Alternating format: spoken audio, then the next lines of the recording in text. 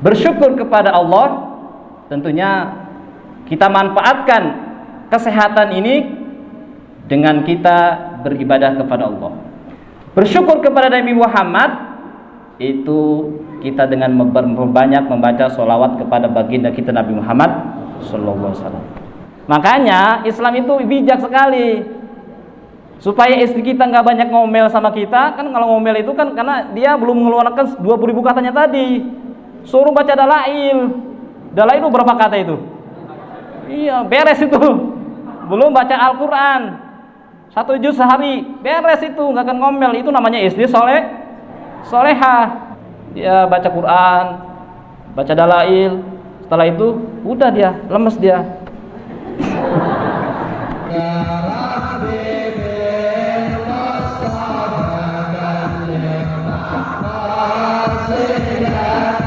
Assalamualaikum warahmatullahi wabarakatuh.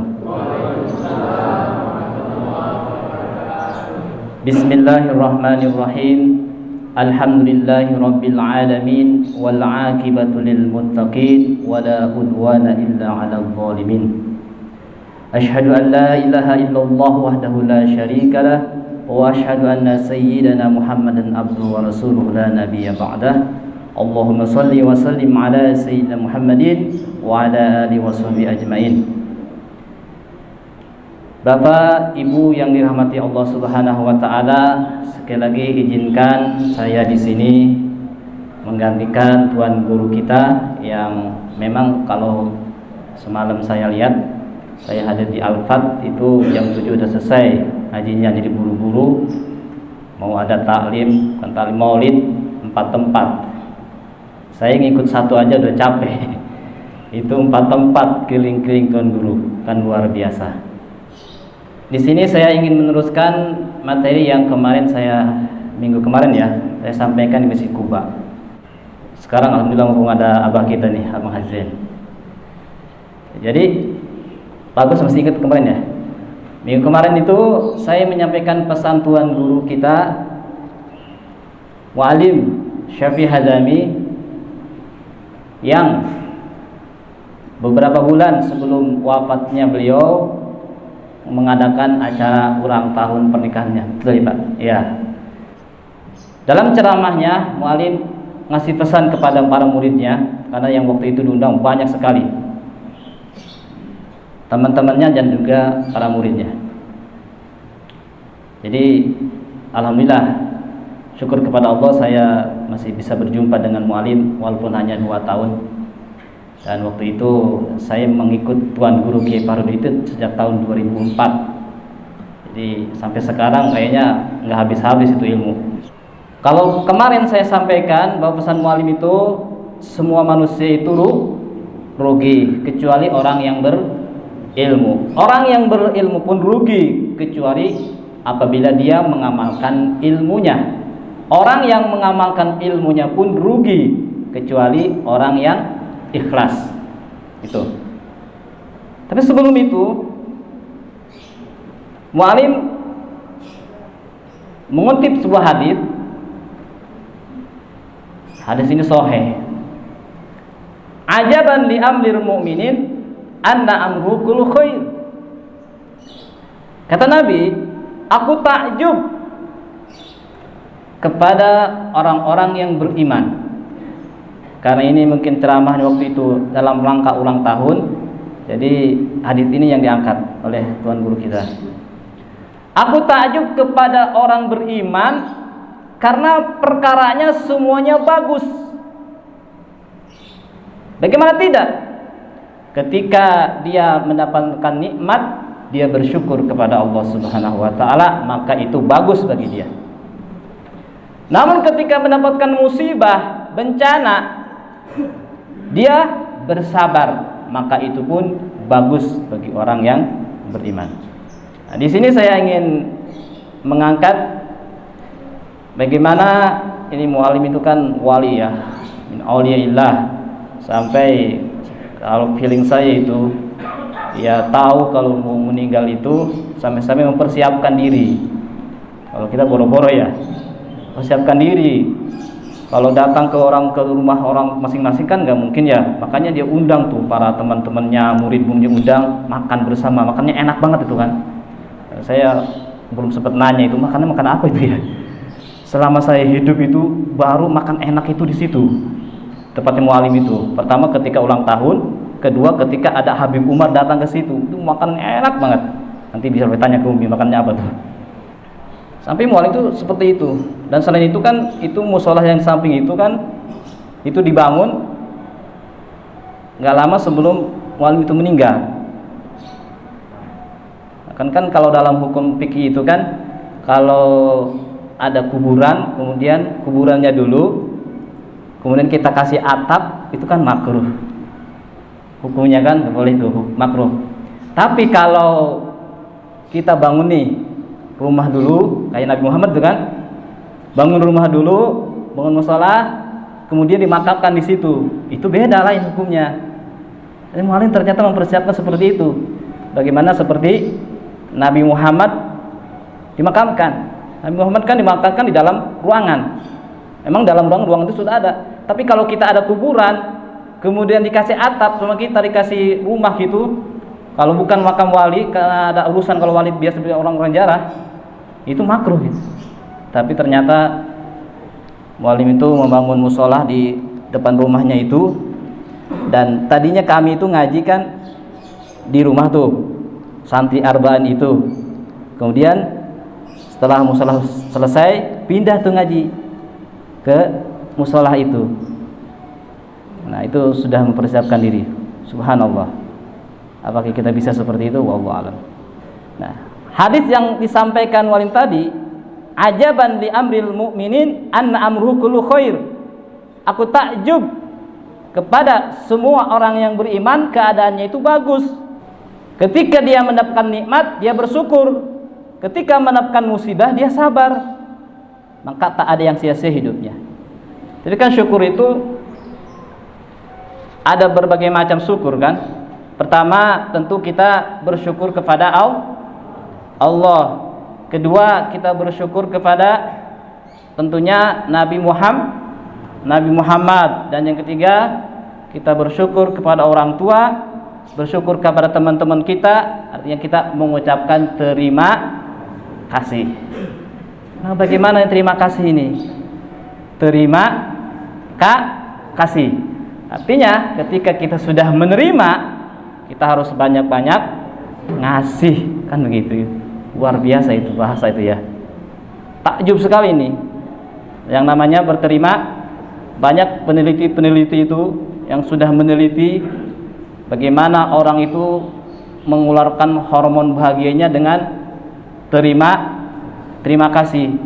Kita kan hidup itu kepengen bahagia, tapi kadang mencari bahagianya itu yang salah.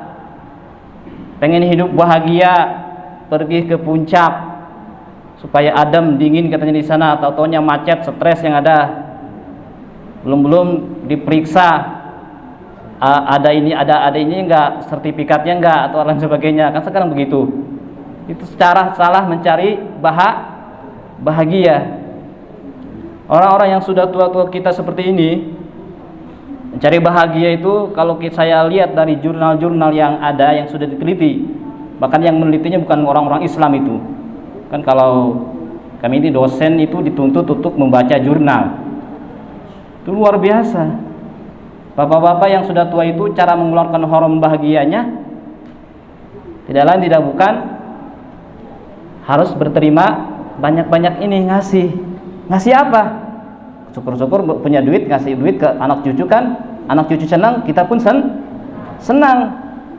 Tapi kalau tidak bisa mengasih uang, kita punya orang tua itu kan kalau sudah makin tua namanya sudah andropause. Kalau perempuan kan monopause. Kalau laki-laki andropause.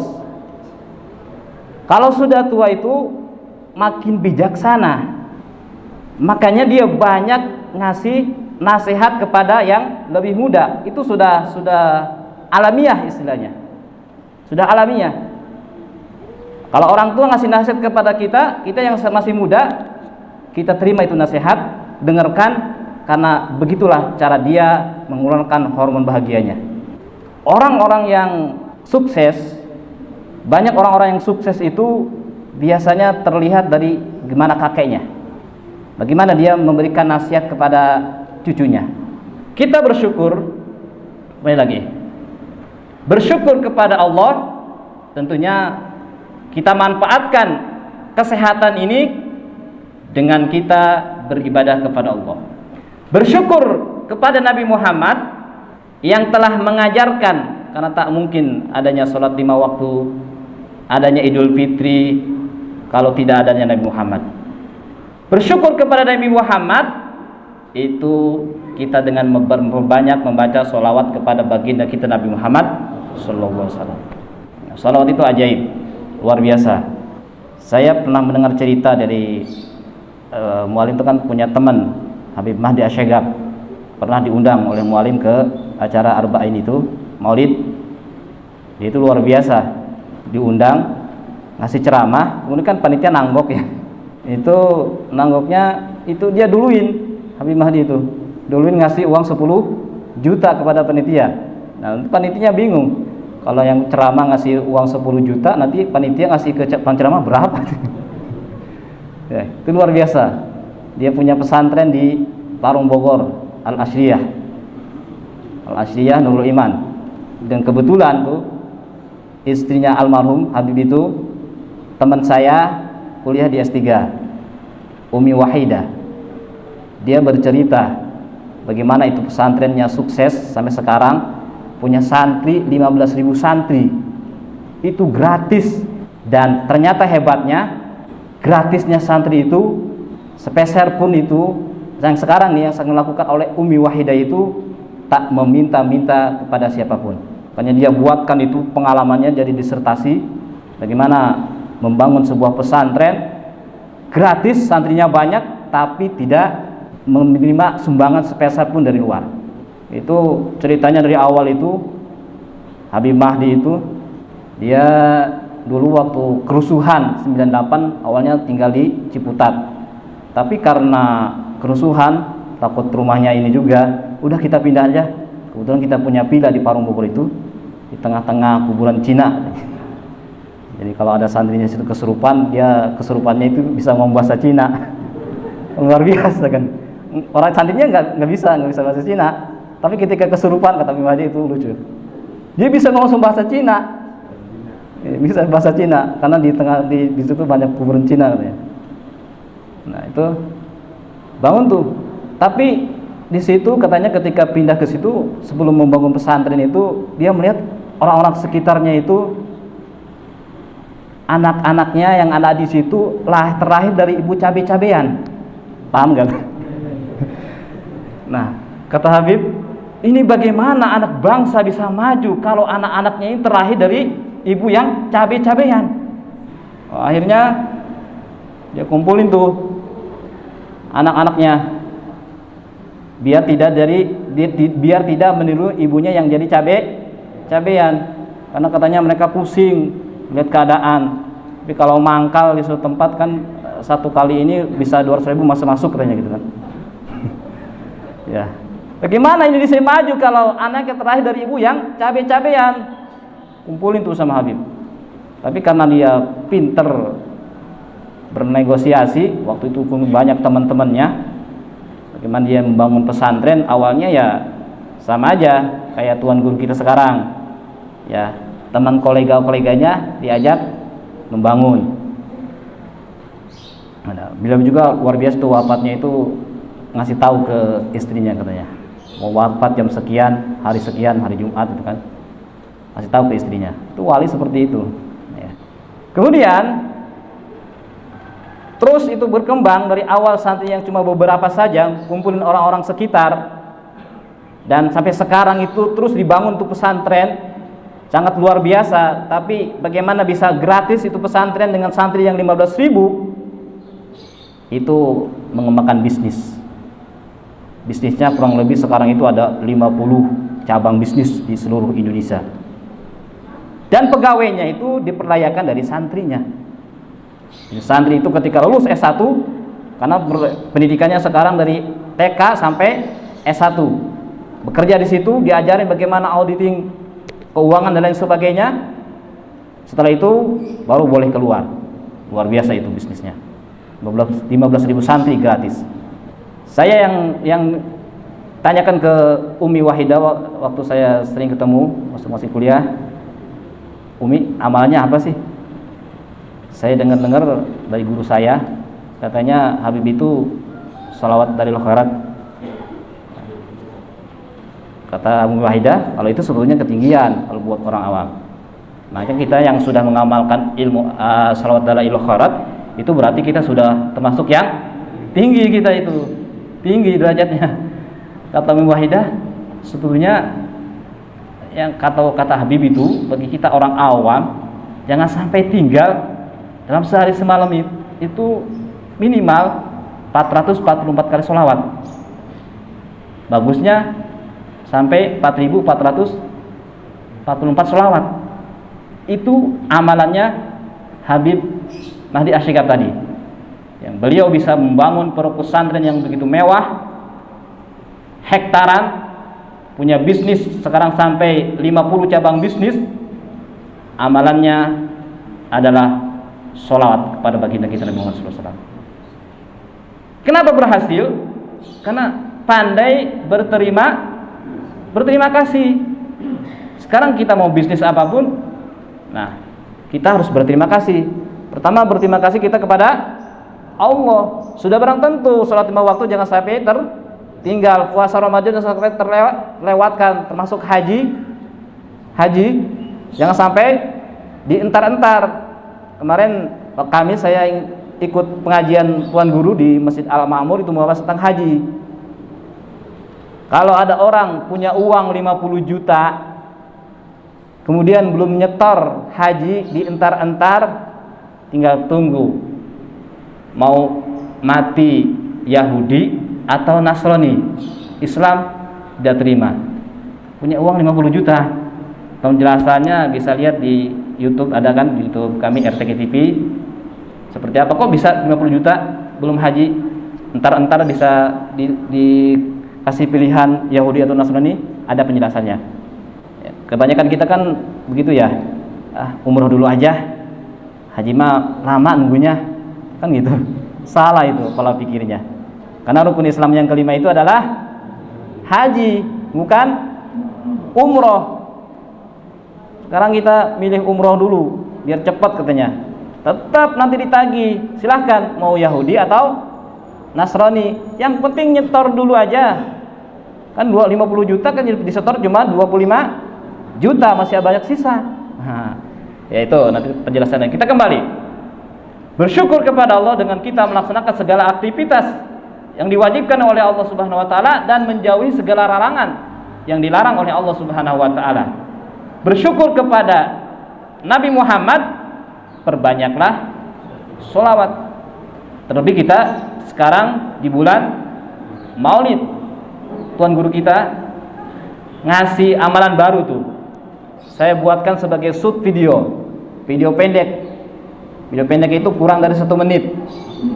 Shoot video. Nanti jam 4 sore tayang. Membaca sholawat setelah sholat 5 waktu, sallallahu alaihi Muhammad 100 kali. Pesan Tuan Guru jangan sampai tidak laksanakan oleh jamaah kita, biar kita bisa sukses seperti tadi Habib Mahdi Asyikab. Kemudian setelah membaca sallallahu alaihi Muhammad, kalau dulu kan amalan yang pertama langsung doa, Allahumma yassir alaina ziyaratal Makkah wal Madinah warzuqnal afa wal afiyata wasakinah bijahi sakinil Madinah. Itu yang pertama. Tapi kemarin Tuan Guru ada tambahan lagi. Sebelum baca doa itu, setelah selesai 100 kali, masih posisi duduk kita tahiyat akhir, tambahin 3 kata, Rasulullah ma'i, Rasulullah syahidi, Rasulullah nadiri. Baru baca doa tadi. Itu tambahannya. Semoga kita bisa ngamalkan. Dan ada juga pesan Tuan Guru yang senada dengan ini, waktu kami taklim di Masjid Nurul Yakin Al-Hasanah, sebelum tidur, supaya kita terhindar dari maksiat, supaya kita ogah kalau mau berbuat maksiat, gundau gitu hati kita kalau mau melaksanakan maksiat, cemas. Ada amalannya. Sebelum tidur kita baca 21 kali. Apa bacaannya? Kalau tadi kan Rasulullah ma'i, Rasulullah syahidi, Rasulullah nadiri. Sebelum tidur diganti Rasulullah dengan Allah 21 kali, nggak lama. Allahu ma'i, Allahu syahidi, Allahu nadiri.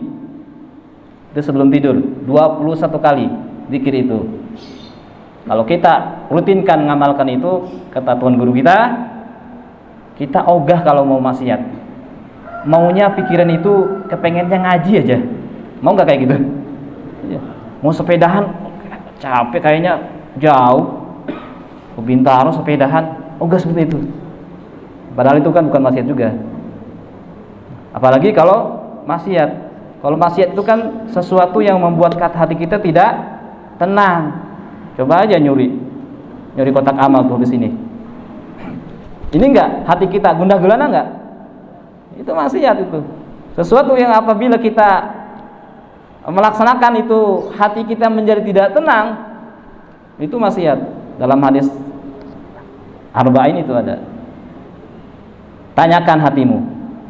Kalau hatimu tenang melaksanakan sesuatu itu, itulah kebaikan. Tapi kalau hatimu tidak tenang, maka itu adalah kejelekan. Itu secara fitrahnya. Ya, kita kembali tadi. Bersyukur kepada baginda kita Nabi Muhammad SAW yang telah mengajarkan kita ini syariat-syariat Islam sampai kita bisa duduk di masjid taklim, bisa sholat dengan baik, bisa puasa dengan baik, bisa haji dengan baik. Kita perbanyak membaca sholawat. Bersyukur kepada manusia. Karena malam yashkurin nas lam yashkurillah. Apabila seseorang tidak bersyukur kepada sesama manusia, maka dia tentu tidak bersyukur kepada Allah Subhanahu wa taala. Bantu entah dengan nasihat, dengan ilmu, tapi mindset di kita itu kan sesuai yang digambarkan oleh baginda kita Nabi Muhammad SAW. Yaqulu ibnu Adam, mali mali. Kita di manusia sering berkata, ini hartaku, ini milikku. Kata Nabi, ma laysa min malik ya ibnu Adam. Apa sebetulnya yang kau miliki? Apa yang sebetulnya menjadi rezekimu? Illa ma akalta fa afnaita. Yang jadi milik kamu itu sesuatu yang hanya kamu makan. Kita punya makanan banyak di rumah. Ya. Ada jengkol, ada pete, ada daging kambing. Tapi kan kata dokter katanya kalau makan kambing kolesterol. Kalau makan pete berarti itu kan bukan milik kita itu. Nah, sesuatu yang benar-benar menjadi milik kita itu adalah yang kita makan. Tapi ingat, yang kita makan pun itu akan busuk. Enaknya cuma sampai tenggorokan. Makan nasi padang enak kan ya? Enak, santannya kental banget tuh. Enaknya cuma sampai tenggorokan. Sudah lewat tenggorokan, rasa enak gak? Nanti sudah itu jadi apa itu? Jadi kotoran. Itu yang kita makan itu yang sebenarnya rezeki kita, milik kita. Kemudian yang kedua kata Rasulullah, wa ma labista fa ablaita. Yang jadi milik kamu itu sesuatu yang kamu pakai. Tapi yang kamu pakai pun akan rusak. Kita punya mobil 5, bisa dipakai secara berbarengan enggak? Oh, enggak. Yang kita pakai itu yang jadi rezeki kita. Nah, tapi wa ma tasaddaqta fa amdaita. Sesuatu yang engkau sedekahkan itulah yang sebetulnya milik engkau. Karena kalau kita ibarat belanja ke Carrefour itu kan, kalau orang hartanya banyak, belanja ke Carrefour banyak, keluarnya kan lama. Kemudian ada orang belanja sedikit, cari kasir yang lain, cepat nggak keluarnya? Cepat. Ada orang masuk ke Carrefour tapi dia nggak belanja, nggak apa-apain, tapi ngumpetin. Kan ada CCTV kan, ketahuan. Mau keluar, dijegat nggak? Jegat. Kita punya harta kita banyak. Bahkan dalam suatu riwayat itu Nabi Sulaiman itu deretan Nabi yang terakhir masuk surga. Kenapa? Karena hartanya dihisab dulu. Jadi halalnya harta yang kita dapat itu akan jadi hisab, haramnya akan jadi bencana. Yang betul-betul menjadi milik kita adalah kalau harta itu kita sedekahkan. Kalau kita sudah sedekahkan, itu nggak ada hisab, nggak ada adab, tapi justru akan menolong kita nanti di akhirat. Kan luar biasa. Itu sesuatu yang kita makan itu jadi milik kita, sesuatu yang kita pakai jadi milik kita. Tapi ingat, yang kita makan itu akan sia-sia, akan busuk. Yang kita pakai akan rusak, baju lama-lama kan rusak. Dan yang kita sedekahkan itu akan kekal. Ini luar biasa. Saya kembali tadi kepada cerita tadi Tuan guru kita rahimahullah rahmatal ahbar Walim Syafi'i Hadzami, pesan yang sangat mulia. Pesan itu masuk, tak terlupakan sampai sekarang sama saya. Kenapa? Karena kita dijamu dulu, kasih makan yang enak. Ya, nanti kita ke Maulid ke Tanara, itu dijamu oleh tuan guru kita. Makan yang penting, makan. Soal masalah nasihat masuk enggaknya, ya kalau kita mendengarkan bisa, penting makan. Nah, ini filosofi dalam psikologi. Kalau kita punya anak laki-laki, itu perhatikan betul makannya. Karena laki-laki itu beda dengan perempuan. Ini kita ngaji psikologi. Ada ibu anaknya pulang dari sekolah, lama nih, walaupun sekarang masih daring ya. Anak pulang, ibu langsung tanya, gimana kamu ujiannya, nilainya berapa? Itu salah besar. Dan anak laki-laki itu ketika baru pulang itu pasti mimik wajahnya itu berbeda dengan perempuan. Yang dia cari ke dapur dulu. Kalau kita penuhin makannya dulu, segalanya, baru kita tanya. Dan paling bagus nasihati anak laki-laki itu, kalau ada sesuatu yang penting, tuntunan Al-Quran itu, kita maafkan dulu dia, doakan dia, kemudian mintakan ampun, dan baru kita ajak musyawarah. Dan ternyata ajak musyawarahnya itu di tempat makan. Itu mantap sekali. Kalau perempuan, perhatikan masa menstruasinya. Jangan sampai ibu ngasih nasihat kepada anak perempuan ketika dia mau PMS. Mau PMS apa? Bagus. PMS apa? Itu urusannya perempuan. Karena itu ada sedang bergejolak dia. Dan kita pun Pak Agus nih harus dicermati itu, diamati. Saya ngamati betul istri saya kapan dia haid, kapan dia tidak haid. Kalau lagi haid, mau ngomong apa aja saya dengerin aja. Ya, istri itu kata-katanya yang keluar itu dalam sehari semalam itu harus 20.000 kata. Dan psikologinya 20.000 kata harus keluar. Kalau 20.000 kata belum keluar, itu hormon bahagianya belum bahagia dia. Makanya kalau ada ibu-ibu ngomelin kita, dengerin aja. Ibu-ibu tidak butuh solusi, hanya butuh didengarkan. Nah, ini kalau laki-laki yang belum nikah nih, kalau mau PDKT sama perempuan, akulah menjadi pendengarmu yang baik. Senang. Itu Umar bin Khattab itu, ada seorang sahabat yang mau curhat kepada Umar bin Khattab. Ngapain? Mau ngaduin. Kenapa? Dia di rumah diomelin istrinya mulu. Kemudian mau konsultasi kepada Umar bin Khattab. Baru sampai begitu dekat rumah Umar bin Khattab, itu Umar bin Khattab diomelin sama istrinya tak habis-habisan. Itu orang, wah, saya kan mau konsultasi ke Umar bin Khattab tentang istri saya, yang istri saya ngomelin saya terus. Ini gimana Umar sendiri begitu? Nggak jadi. Umar ngelihat, sini, ngapain? Gini, Tuan Amirul Mukminin, saya mau curhat. Ini kenapa? Saya di rumah diomelin istri mulu. Tapi gimana mau curhat? Engkau sendiri diomelin. Gini, tenang. Dengerin aja. Kalau istri kita ngomong, dengerin aja, dengerin. Kita terima kasih kepada dia sudah melahirkan anak kita, sudah melayani kita, gitu kan?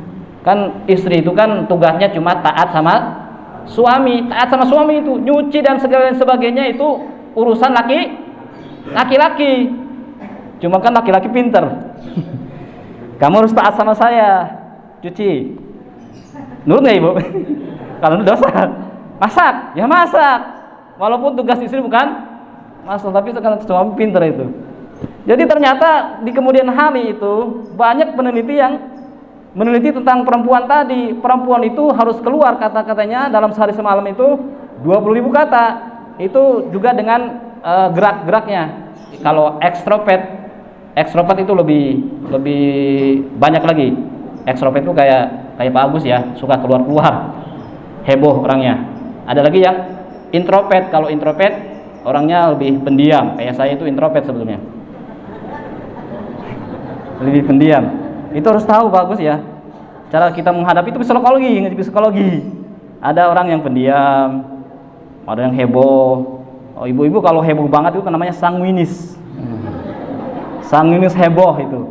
Dia ngecobrak mulu ya biarin aja. Nah, makanya Islam itu bijak sekali. Supaya istri kita nggak banyak ngomel sama kita, kan kalau ngomel itu kan karena dia belum mengeluarkan 20.000 katanya tadi. Suruh baca dalail. Dalail itu berapa kata itu? Iya, beres itu. Belum baca Al-Quran 1 juz sehari, beres itu, nggak akan ngomel. Itu namanya istri solehah. Kalau didiemin aja, nggak suruh baca Quran, nggak suruh baca dalail, kan walaupun sedang haid, baca dalail boleh, baca ratib boleh, asal hadratnya jangan dibaca. Udah beres itu. Dia baca Quran, baca dalail, setelah itu udah dia lemes dia. tinggal ikuti ini. Nah, dan ibu-ibu ini pasti harus ini nih. Jangan dikit-dikit suami saya cuek banget sih. Kalau sama temannya balas WA panjang banget. Kalau sama saya sudah berpuluh paragraf, jawabannya cuma oka.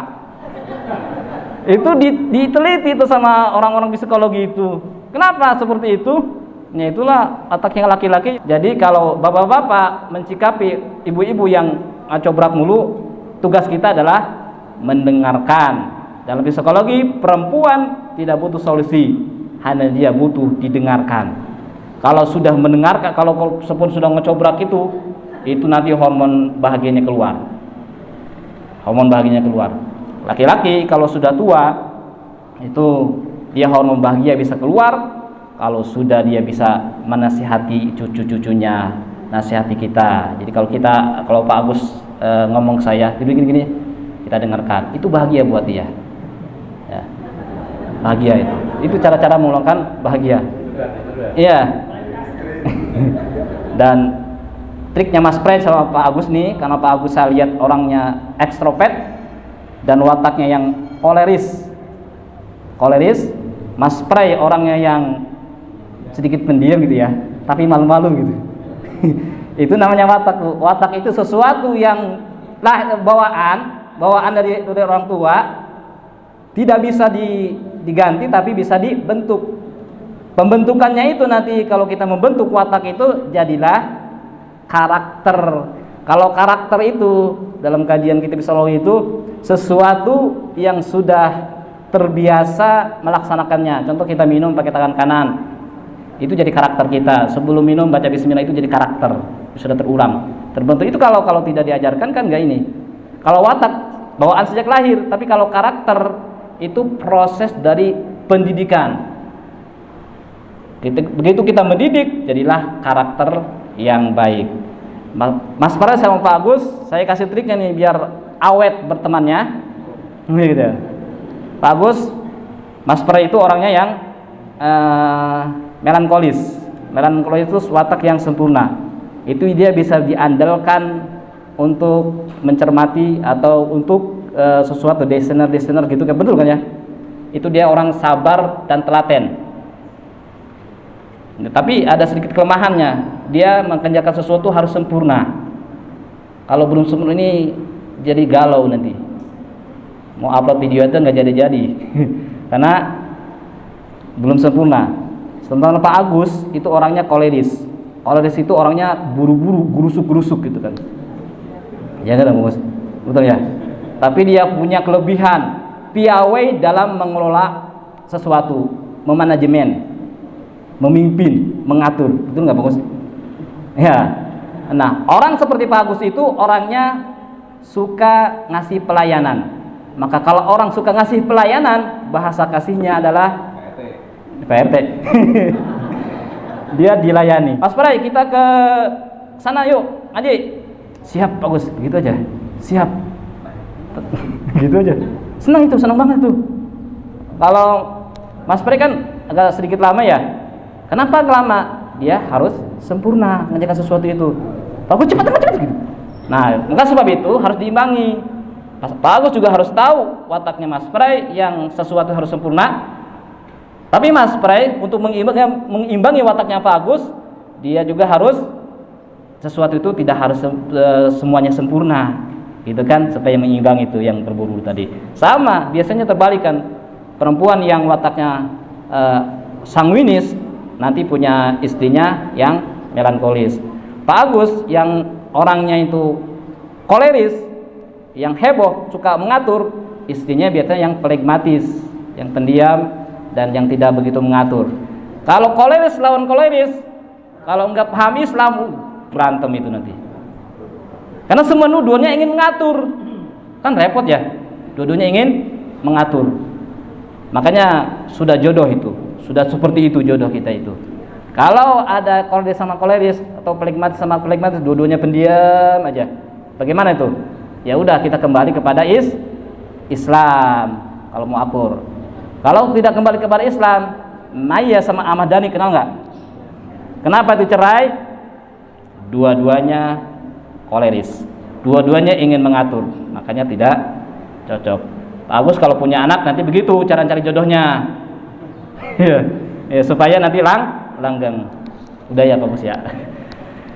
Itu aja mungkin yang bisa kami sampaikan. Intinya kita banyak-banyak hidup ini bersyukur, bersolawat, dan jangan sampai lupa kita untuk bertaat melaksanakan ibadah kepada Allah Subhanahu wa taala. Kita baca Fatihah, semoga hidup kita makin hari makin baik, makin bahagia, dan kita mempunyai keturunan yang soleh dan solehah. Al-Fatihah.